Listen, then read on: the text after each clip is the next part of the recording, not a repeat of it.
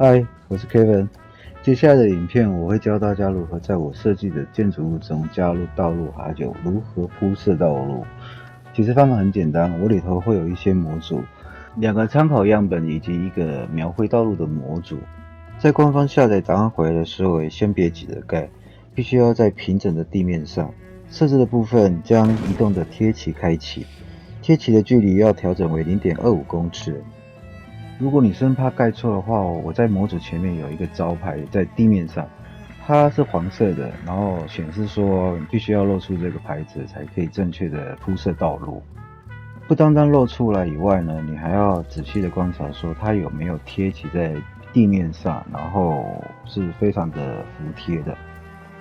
完成之后我们就要准备铺设道路，这个铺设道路要非常精准。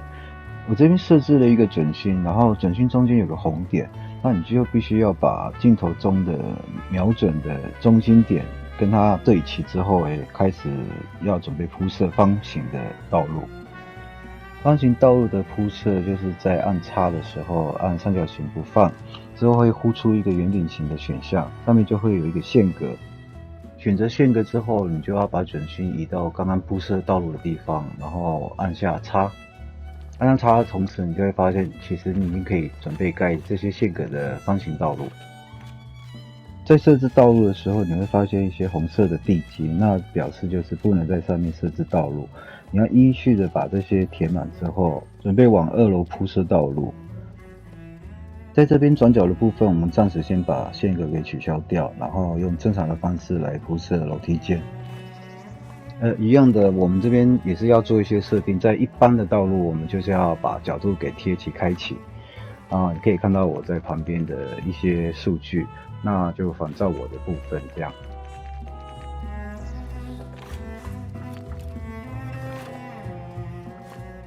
我们现在已经盖到2楼的部分，有时候会因为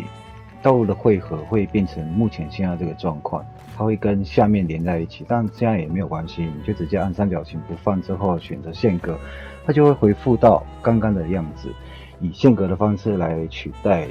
一般的道路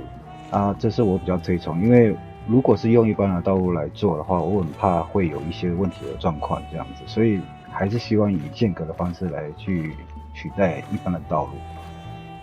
如果你是要道路好看的话，我们在刚刚的楼梯间有加设了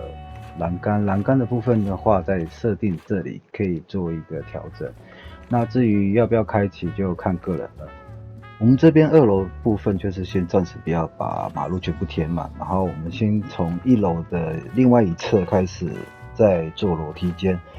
然后将它的马路做一个汇合，因为这样子的话会比较方便，不然你2楼直接接到1楼，其实会有一点小小的麻烦，所以比较建议是从1楼开始，再慢慢建到2楼，再跟2楼的路线做一个汇合。我们这边也跟刚刚同样的情况，就是说一般的道路的话会跟线格的汇合，所以我们还是要取消掉，用线格来取代一般的道路，也比较不会有一些问题。而我所说的一些问题，有可能就会是NPC 跟游客之间互卡，或是卡在楼梯间的情况是会有的，所以比较建议是依序用我的方式，或是仿照我的一些调整，然后来做。最重要的就是方形路线的马路铺设，一定是要用方形的。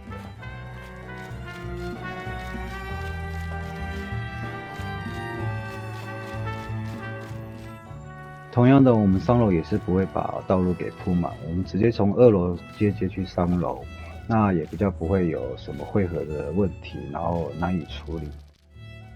道路铺设完毕之后，大概检查一下，有没有哪里有瑕疵，或是有没接到的地方。由于我设计的建筑这里的部分应该是正方形的马路，也教一个小技巧，就是把马路这边再多出一格，然后再把那一个给删除之后，它就会变成正方形的马路。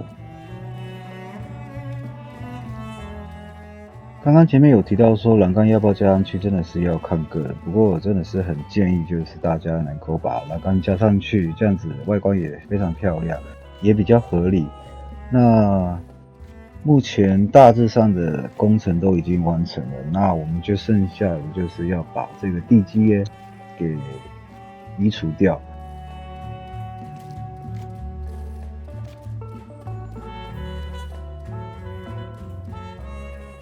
我们移除掉之后，就剩下2个步骤。那这2个步骤，其中就是要把主要的建筑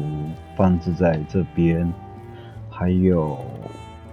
最后要检查的路线有没有跟店家一起做连接。这也是非常重要的。那很简单，其实当你移过去之后，你会显示成蓝色的部分，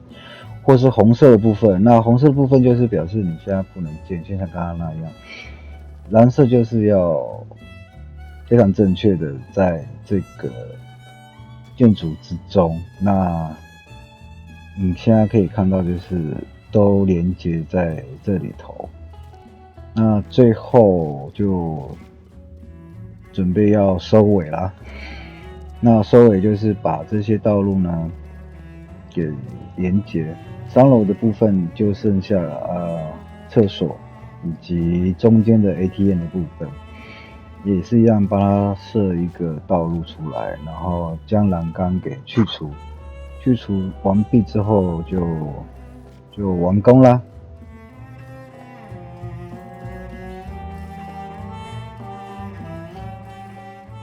我们剩下的就是要把那个其他的垃圾给清除掉，像这些招牌的部分，因为这些写给老外看，因为怕老外不太知道说到底要怎么去做这些马路的部分。接下来我们后面就会为大家展示这个建筑物的整体外观，也特别感谢所有营销配置之星的玩家能够喜欢这部影片，也希望未来会有一些新的建筑物作品能够为大家呈现。